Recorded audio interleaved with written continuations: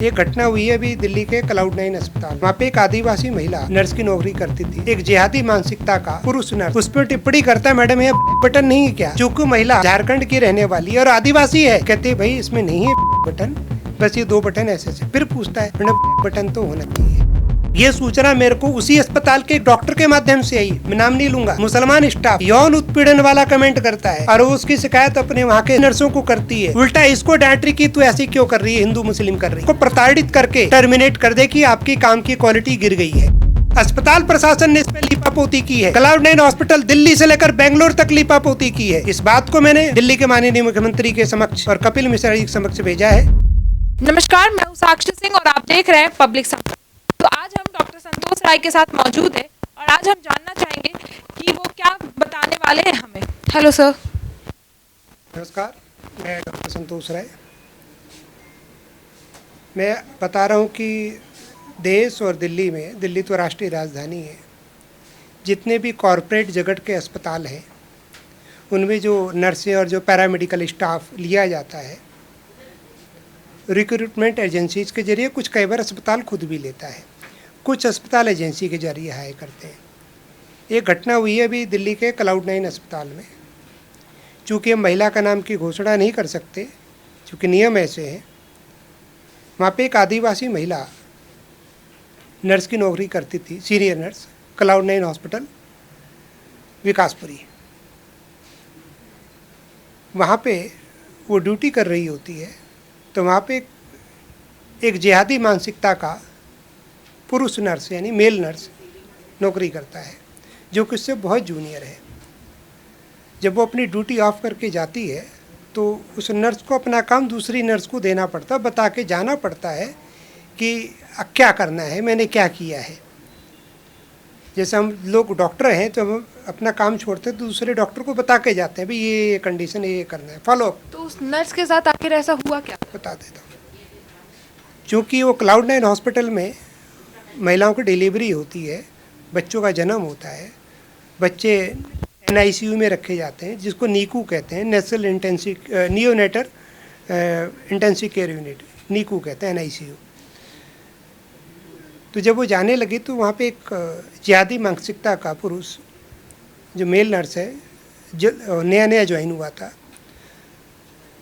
देखो कई बार एक शब्द होता है जिसको हम डायरेक्ट कहते हैं, कुछ शब्दों की डबल मीनिंग होती है, वो बेहुदा होता है, जो कि एक कार्यस्थल पे किसी महिला के साथ नहीं किया जाना चाहिए। तो वो उसको कहते कि भाई ICU में 2 बटन है, ग्रीन और रेड, तो ऐसा होगा तो ग्रीन बटन दबाना और ऐसा होगा तो रेड बटन दबाना। तो कहते हैं मैडम यह ब्लैक बटन नहीं है क्या? चूँकि वो महिला नर्स झारखंड की रहने वाली है, दिल्ली में रहती है और आदिवासी है। चूँकि उनका कलर डार्क था, ठीक है, उस पर टिप्पणी करता है मैडम यह ब्लैक बटन नहीं है क्या? कहते भाई इसमें नहीं है ब्लैक बटन, बस ये 2 बटन ऐसे से। फिर पूछता है मैडम ब्लैक बटन तो होना चाहिए।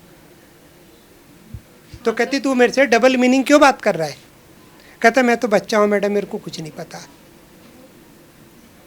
उससे बहुत जूनियर मेल नर्स, और वहाँ पे उसकी जो नियुक्ति हुई ऐसे लोगों की, दिल्ली और गुड़गांव के एक एजेंसी है, वो भी जिहादी चलाते हैं। क्लाउड9 में ऐसी नियुक्तियाँ जिहादी जो एजेंसी है, रिक्रूटमेंट एजेंसी, वहाँ से ले जा रहे हैं। जब वो इसकी शिकायत ईमेल के जरिए अपनी टीम में करती है, जिस तरीके से इस तरह की शिकायतों का निवारण करना चाहिए वो क्लाउड9 अस्पताल के पास नहीं है। तो ये सूचना मेरे को उसी अस्पताल के डॉक्टर के माध्यम से आई, मैं नाम नहीं लूँगा, मैं उस लड़की को नहीं जानता हूँ। ये सूचना मेरे पास आती कि डॉक्टर साहब हमारे अस्पताल में ऐसे हो रहा है। एक हिंदू लड़की पर वहाँ का स्थानीय पुरुष मुसलमान स्टाफ एक यौन उत्पीड़न वाला कमेंट करता है और वो उसकी शिकायत अपने वहाँ के सहकर्मी नर्सों को करती है। तो एक सहकर्मी नर्स जो कि हिंदू ही है कहती चिल कर यार, ऐसा तो चलता रहता है। तो क्या उन्होंने, जो हॉस्पिटल्स में कहा जाता है कि प्रशासन भी मौजूद है, क्या क्लाउड9 में प्रशासन नहीं मौजूद था? क्या वो महिला वहाँ नहीं गई थी? इनकी एक कमेटी है, इसने कंप्लेंट की मेरे साथ ऐसी घटना हुई है। तो इसके साथ इन्होंने क्या किया कि इसको काम पे बुलाना बंद कर दिया। फिर कहते चल तू आ, बाद में बुलाया। जब मैंने इस बात को अपने ट्विटर एंड अपने लिंक्डइन प्रोफाइल पे किया तो आपको विश्वास नहीं होगा, क्लाउड9 अस्पताल के मैनेजमेंट ने मेरे से संपर्क किया बेंगलोर से। दिल्ली में जो पूरी जो हेड है उसने मेरे से संपर्क, अगर हमारे अस्पताल में आई, हम तो सेकुलर लोग हैं, तो सेकुलरिज्म केवल एक साइड ही चलेगा, वन साइड, दूसरी साइड वाले नहीं करेंगे। तो क्लाउड9 अस्पताल ने मेरे को शांत करने के प्रयास किया। तो उन्होंने क्या कि कुछ इनकी कमेटी के लोग बेंगलोर से थे, वीसी पे बुलाया गया, दिल्ली की इनकी टीम थी।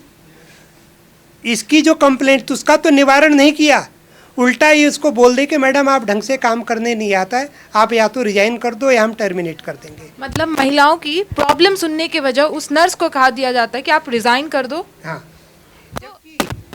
उस मेल नर्स को ना तो डांटा गया ना डिसमिस किया गया, उसकी शिकायत नहीं सुनी गई, उल्टा उसको प्रताड़ित करके टर्मिनेट कर दे कि आपकी काम की क्वालिटी गिर गई है।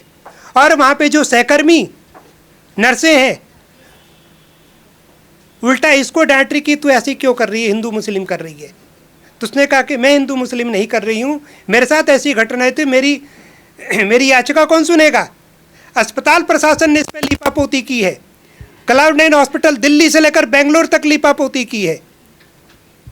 इस बात को मैंने दिल्ली के माननीय मुख्यमंत्री के समक्ष और कपिल मिश्रा जी के समक्ष भेजा है, और जल्दी ही क्लाउड9 को उत्तर देना पड़ेगा इस पे। उस नर्स को बुला के क्षमा मांगे और दोषी को दंड दे, अन्यथा हमें कार्रवाई करने आता है। आपने मुझसे बात करते हुए मुझे बताया था कि कपड़ों को लेके भी हुआ था कि कुछ लोग घूर रहे थे और आपके साथ क्लाउड9 में हाथापाई हुई। नहीं, ये वहाँ की घटना नहीं है, एक दूसरे अस्पताल की है, वो मामला पुराना है। क्लाउड9 अस्पताल तो एक उदाहरण है, एक उदाहरण है। देश के अन्य प्राइवेट अस्पतालों में भी ऐसा होता है, जो महिला चिकित्सा कर्मी हैं, डॉक्टरों पे तो कमेंट नहीं करेंगे, डॉक्टर तो थोड़े हैं स्ट्रेट होते हो तो तुरंत उत्तर दे देंगे, लेकिन जो दूसरी महिला नर्सें, खासतौर से हिंदू या बौद्ध, बुद्धिस्ट या सिख जो हमारी महिलाएं हैं, जो नर्सें हैं, लैब टेक्नीशियन है, दूसरी है, इनको वहाँ पे जिहादी मानसिकता वाले पुरुष कर्मियों द्वारा यौन उत्पीड़न किया जाता है। एक घटना है ना, आपके पास टीसीएस में घटना हो चुकी है नासिक का, और विप्रो की कितनी घटनाएं हैं। विप्रो की भी एक घटना आ गई है, इन्होंने इनके कई सॉफ्टवेयर में इन्होंने गड़बड़ी की है। यहाँ पे आसाम में एनआरसी में 3 करोड़ मतदाता उसमें उन्होंने जोड़ दिए। अब विप्रो का आप यदि मालिक को देखो, उसके बाप का इतिहास, मोहम्मद अली जिन्ना का साथी था इसका बाप, अजीज प्रेम जी का। यानी हम देश में शर्मिंदा है, जिन्ना के साथी अभी भारत में जिंदा है। तो आपने कहा कि जो हमारे हिंदू महिला, सिख महिला या बुद्धिज्म महिला सेफ नहीं है, उन पे जो मुस्लिम लड़के हैं वो कमेंट कर देते हैं, और हिंदू ही हिंदू का साथ भी नहीं दे रहा है। कहते चिल कर, ऐसा चलता है। यानी हमारी हिंदू बच्चियां चिल करें और उसका साथ दें, और कहते यही सेकुलरिज्म है। सेकुलरिज्म की यही परिभाषा, क्लाउड9 इसी पे चल रहा है। मेरी क्लाउड9 अस्पताल को चेतावनी है, या तो सुधर जाओ, नहीं तो हमें सुधारने आता है। आपने कहा कि क्लाउड9 को मेरी चेतावनी है, या तो वो खुद से सुधर जाए या उस महिला से क्षमा मांग ले, नहीं तो आप लोग उन पे सुधार दे। तो आप लोग किस तरह से कार्रवाई करने का सोचे हो? जो भी है, जो भी लोकतांत्रिक तरीका है वो हम समझ करेंगे, जो डेमोक्रेसी में हो सकता है, संवैधानिक और लोकतांत्रिक, दैट्स ऑल।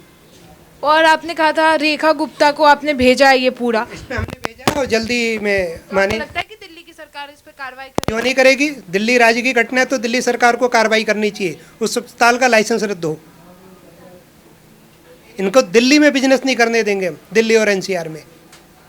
हम सारे अस्पतालों की जांच करेंगे, देश के दिल्ली और एनसीआर में जितने अस्पताल हैं सबकी जांच करेंगे। सारी महिलाओं से पूछेंगे कि आपके साथ कुछ गलत तो व्यवहार नहीं होता। अभी हम चलेंगे, इस पर कैंपेन चलाएंगे हम।